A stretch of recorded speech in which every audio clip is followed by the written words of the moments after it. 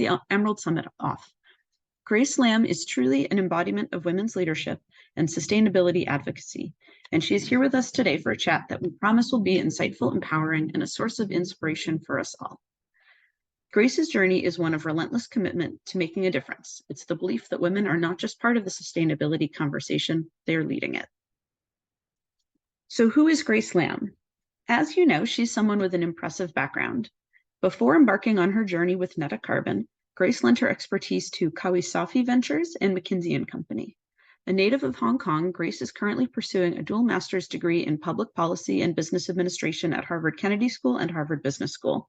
She's a fellow at both the university's Social Enterprise and Change Initiative and the Center for Public Leadership, underscoring her commitment to making the world a better place. It's not often that we have the privilege to meet individuals who are catalysts for positive global change. So before we dive in, let me explain how the session will be structured. So we want this fireside chat to be engaging. So we want to hear from the audience. So as we go along, if you have questions or thoughts you'd like to share, please drop them in the chat box and we will do our best to address the questions towards the end of the session. Grace, did you want to say anything more about your background before we jump into the first topic? No, thanks for introducing. I'm really excited to be here. I know this summit is really about celebrating female entrepreneurs, female climate practitioners. So this is the topic that is very dear to my heart. And sort of being in this journey of founding a company and also working in the climate space, I think this is really important. So I'm just really happy to have this space to be able to share a little bit about what I'm working on and also my entrepreneurship journey with all of you. So super delighted to be here. So we're going to start with sort of a higher level topic around the carbon markets before we dive into NetaCarbon specifically. So the carbon markets are like a giant emissions balancing game with lots of different players in the mix. So in some cases, a government sets a limit or cap on how much greenhouse gas pollution can be released into the atmosphere, and that's split into allowances or credits, right? So Grace, can you further explain for our audience the mechanisms of the carbon market and how they contribute to reducing global emissions? Yeah, certainly. The carbon market space is definitely a very complicated game and complicated mechanism. So a lot of time you might have heard that from the news and do not know what is actually going on there. So super glad that you got to ask that question. So I would say the carbon market is divided into sort of the compliance market and the voluntary market, as how we call it. The compliance market is really what you've talked about just now about government policy, setting a cap on how much emissions each market participant, typically sort of the emitting entities, could emit in a certain period of time. So this is what we typically call a cap and trade system. So you can trade on some of these emissions credits that is granted to individual companies. And then there's the voluntary carbon market because we don't really have a sort of cap and trade policy for every part of our society. It's only applicable in certain places if there's a regulation that was passed into it. So in the voluntary market, that's what you sort of regarding what you've heard maybe a lot of time on sort of the climate pledges or net zero pledges from a lot of the organizations or a lot of corporates around the world. So essentially what they're saying is they want to reach net zero emissions by on or before a certain date. And to do so, they would have to decarbonize their own operations. But as we all know, to operate a company, you would have some sort of emissions along the way. And they're also sort of how to abate, how to decarbonize industries like steel, cement, which is really hard to get to net zero emissions. So that's where the carbon market comes in, right? The voluntary market means that companies can sort of buy carbon credits to offset these residual emissions and to reach true net zero in the end. And these credits represent sort of one credit represent 1 unit of carbon dioxide reduced or removed, and this in turn help with financing green activities in places that lacks the means to scale. A lot of time that will be in developing emerging market around nature-based solutions such as planting trees, around others of reduction activities like cook stoves or like sort of other biodigesters, waste management, etc. Any sort of like climate activities that really would not be able to scale on its own. So that's on a nutshell on how the carbon market works. I think you're on mute. At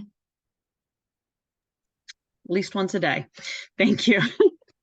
So as you mentioned, participating in the carbon markets is a way that companies can show that they actually are serious about reducing their carbon footprint and making an impact. And it's a way that some companies can try to stand out about their efforts. Can you share some ways to distinguish between genuine sustainability efforts and the greenwashing that we hear about some companies doing? Yeah, no, great question. And I would say sort of the carbon credit in the carbon credit space, we tend to say not all credits are created equally, although they're all representing the same unit of carbon dioxide, technically. The reason is because every carbon project is unique, right? It's different, is based on their methodologies, based on where they're serving, and based on sort of the type of credits that are being transacted. So for example, there is a topic around additionality, whether this particular credits or this particular project can only get off the ground with the carbon finances being put into place. The reason is we want to support additional projects, new activities that would otherwise not get funded. And if it is not the case, then you're just changing sort of the baseline, which is the status quo. So that's why the baseline comparison is really important.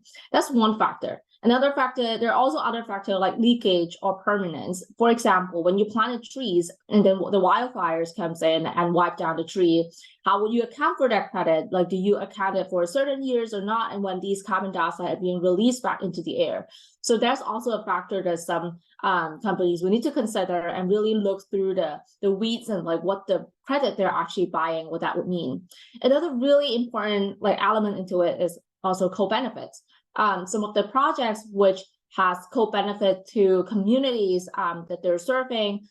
For example, a lot of cook stove projects actually also have health benefit because burning open fire cooking is actually really detrimental to the health of the community, especially women and children, because they're cooking every day next to the stovetop. So how do you actually account for these co-benefit into the credit as well when companies are buying them? So if you're operating a business, if you are an individual that just want to offset your own emission, you would have to really think about what are the credits that you're buying, what project do they represent, and I think the most importantly, sort of what is the price of the credit and how much of that is going back to the end communities. So there's a lot of factors to think about, and I think sort of the carbon industry on the whole could do a better job in communicating some of these these characteristics of the projects, and also what does that mean for a good carbon project, and that's sort of on our side to do a better job. But I think from a consumer side, from sort of a buyer side, these are the questions that you should be asking yourself. That's a great background. So now let's dive into NetaCarbon. So for our audience, NetaCarbon is a startup founded by Grace and her co-founder, Marv Valesco. And the name NetaCarbon is unique. Neta means legitimate in Spanish, relevant to what we were just discussing on greenwashing. So they're really interested in restoring integrity and legitimacy to the carbon markets. And carbon obviously being one of the ways that we are trying to drive the planet towards net zero. So Grace, we'd love to hear more about your journey of starting NetaCarbon. Yeah, always happy to share my story because I truly think it is really unique and speak to what we're doing here at NetaCarbon. So my co-founder and I, we are both living in Boston, but actually we met all the way in Kenya when we are working on our MBA summer internship. So I was working at a climate venture capital fund, whereas my co-founder, Marv Valesco, who is originally from Mexico, she was working at Kamasa, which is a large forestry company based in Kenya. So we're both working on sort of carbon project related activities. And when we met, right, we actually realized that we saw a common pain point, which we haven't really discussed to this point in this webinar, is that it is actually really difficult for climate businesses to be able to issue carbon credits. The process is really long, and it takes a lot of effort and expertise and cost to actually get through to the space where you can legitimately say, and verify your like projects equals to X ton of carbon credits. And so there's a lot of sort of pain point when we're on the ground, working with these communities, working with climate businesses that try to go through the process. And so we realized that the reason is because the process is so manual. There's a lot of documents that need to be submitted and just sort of really a troublesome and mentally challenging process to go through. That's why we founded NetaCarbon, and our goal is to, through digital means, to digitize and streamline how carbon credits are being created. And we always call ourselves like the TurboTax of carbon credits, which, as a lot of us probably use TurboTax, just like how TurboTax simplifies tax filings, we also simplifies how carbon credits are being created, and sort of the process of how climate businesses have to go through. So it becomes like an easier place for everyone and really, truly achieve what carbon market wants to do, right? And which is to finance green activities in developing emerging market. So that's what we do, and that's why this founding story behind what we're doing. That's fantastic. Can you dig just one notch deeper on how this approach specifically addresses access and equitability? Yeah, definitely. So if you look at sort of how the carbon credits that are being transacted in the market, a lot of time they are only focusing on really large scale projects for large developers who have the ability to go through the projects, which is because the process itself is very costly, and there's usually a lot of intermediary involved in terms of the consultants, in terms of auditors that have to come, and they're all coming from a good place, right? Because as what we've mentioned, we want to make sure this is a high quality market, and not everyone can come in and claim that they have done some activities. So these guardrails are really important. But on the flip side, it actually reduce access for smaller businesses who first might not even know what carbon market is, and second, even if they know how to do it, they sort of struggle to go through these the entire process with the middleman taking a lot of the margin that is coming in from these businesses. And so if we want to truly think about how do we broaden market access in this place, democratize access, or what we want to call it, we really need to find a way to serve these customers in a lower cost manner. And so that's why we see that instead of sort of going through a very manual project-based approach, there's a lot of digitization that could happen in this space, a lot more standardization, and that is actually really good for the market too, because it increased transparency for all players right from the beginning when the project are being created. So a lot of these greenwashing concerns or a lot of the sort of transparency concern would actually be reduced because we're now able to track right from the beginning all of the parameters of why a certain credit is considered legitimate or not. So that's how we're thinking about the entire space. And there are a lot of other players in different steps of the value chain trying to improve the market, remove frictions on different points. And we think all of those are really, really important. And we want to be part of this ecosystem to help build a really high integrity and high quality carbon market. That makes good sense. Thank you for digging in on that one. Switching gears just a little bit. So many of us here are women in leadership positions, and as will be many of the other speakers today. And obviously being a woman in business already has challenges, but then additionally challenges of being in a sustainability business. So that's something we want to shed light on in this summit and celebrate our achievements and our differences and inspire us to keep working. So we'd love to talk about that just a little bit. As a female founder, Grace, what are some of the challenges that you've faced and how have you remained resilient in overcoming them? Yeah, I would love to say being a female entrepreneur in the climate space is really hard, and it's what we need more of that. And we actually need even more people focusing on sort of the global south, right? The developing emerging market that consists of 85% of the global population right now. So we definitely need to see more of that. But as you've said, it's really challenging in a couple of ways. One, for example, when we're trying to raise funding, and when we do our market research, looking at like sort of the VC that we're talking to and their website and who are the companies that invest into, oftentimes you see just a long list of like male founders that they have invested into, and sometimes we have to keep scrolling to see if we can find a woman on that page. So sometimes that was just really challenging.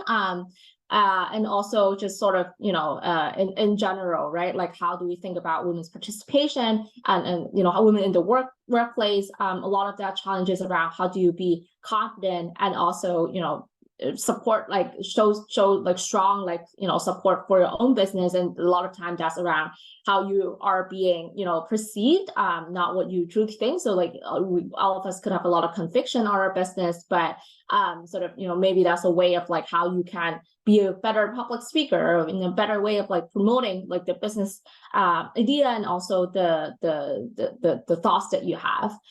So I think that's a lot of the sort of things that I'm seeing in the space. But I would also say it's actually really heartwarming to see that a lot of investor or a lot of like support like that is specifically for female entrepreneur, right? A lot of the VC that we've spoken to, we really like that they have a gender component into it, focusing on investing in female founder and people of color founder. I think that's really great to see. I would also have to say, like, I also come from a very privileged space, right? Like I just have a pretty good like academic background and like, work history before that. So I am also really well recognized that like, as compared to maybe some other founders, like I'm already in a much better position, and also being able to receive a lot of support along the way. So I think what I want to say in the end is just sort of like we all have to be supportive of each other, and ultimately it's a long game when we're thinking about entrepreneurship, and thinking about all the actions that needs to be done in the climate space. And I would say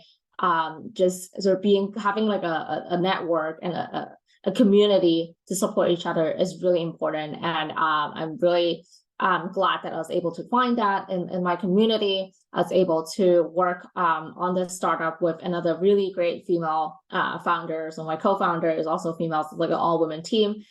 So that's something that I'm really grateful for. And I think sort of, to all the female founders out there, you're not alone, right? And that's sort of the things that, we should keep advocating for. It's just like, the summit, and think about how we can keep bringing these communities together.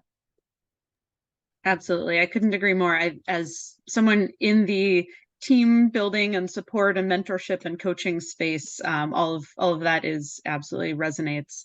I think finding mentors and support and coaching, all of that can be so helpful when whether you're just starting out or you're scaling a team, all the challenges along the way, having a support network, having mentorship is really critical.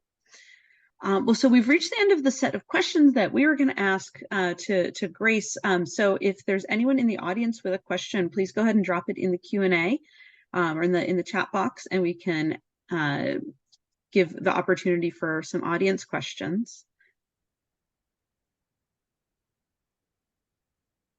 Or while we're waiting on that, I guess if you could share, Grace, something that, so if you're how you continue to stay close to the sort of intended audience of the Global South while you're back in Boston, completing your degree.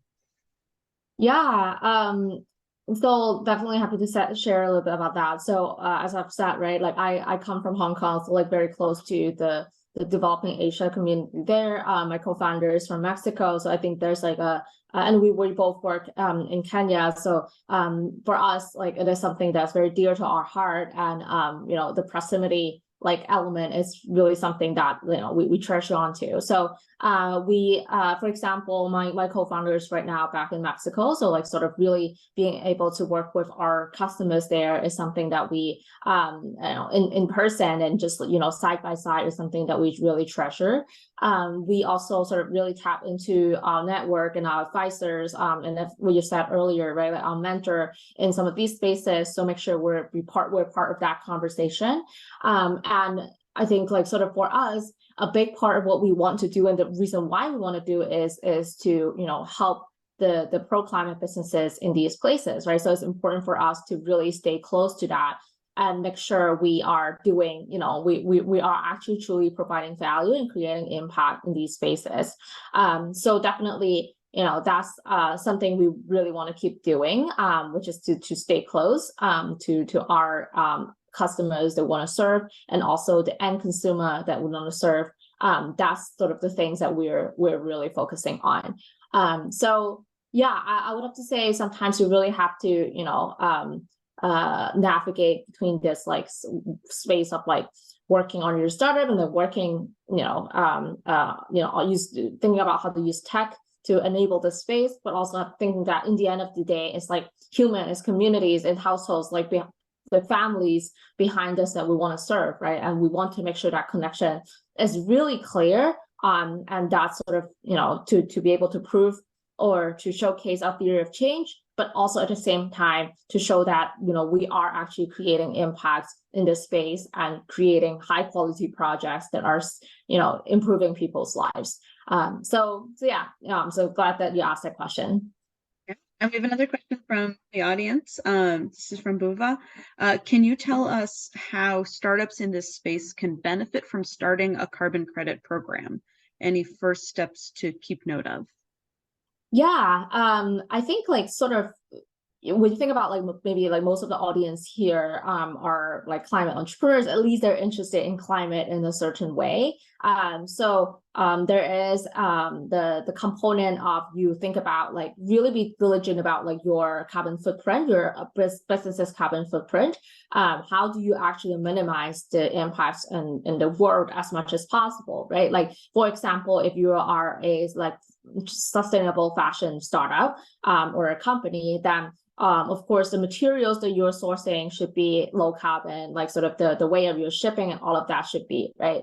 But at the same time, you think about, beyond what you can do, looking at sort of the operations that you cannot eliminate in terms of carbon emissions, like how can you make sure that you are also accounting for these specific activities that you're doing. And I think the goal that we always try to say is, decarbonize as much as possible. And then, for the remaining part, right, like, use carbon credits as a way to offset your own emission. So you're able to say that, to truly live up to the name of being a sustainable business. So that's why I really think that this is something that every company should think about when they're just starting, or when they're at like a certain scale. It should not be just limited to large organizations to think about this problem, right? Because every one of us is sort of creating carbon emission in a certain way. So thinking about how you can be meaningfully making changes with the way of how you spend, I think that's really interesting.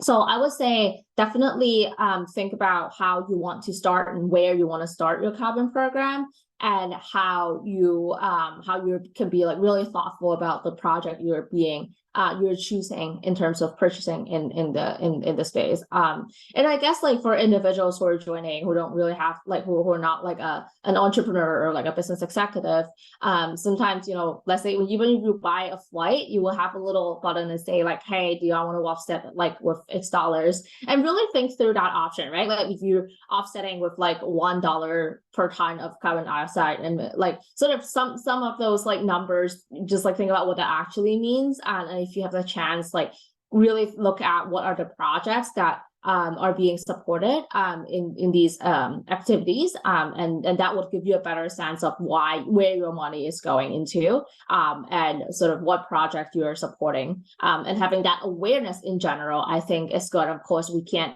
sort of maybe we don't have the time, we don't have the effort to like sort of be able to check every single time, but just like having that awareness, I think, is really important. Absolutely. Yeah. There are a lot of things that we can all be more aware of in our day-to-day, both personal lives and business choices. Well, we've reached the end of our time with Grace, co-founder of NetaCarbon. Grace, any closing words before we hand off to the next set of speakers?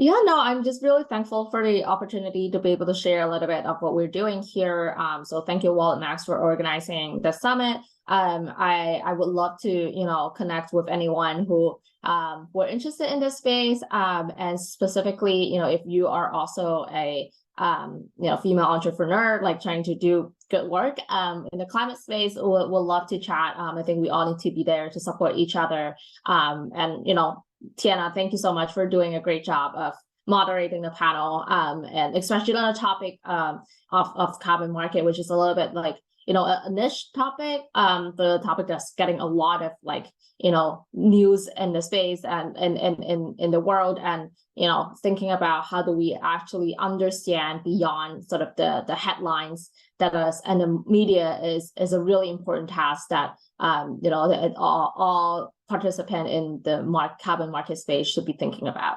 So thank you for the opportunity. Yes, likewise. Thank you all for participating in this session. We're looking forward to the rest of the day and speakers about making a difference and networking in the afternoon. So with that, we'll hand it off to the next speakers. Thanks so much. Bye.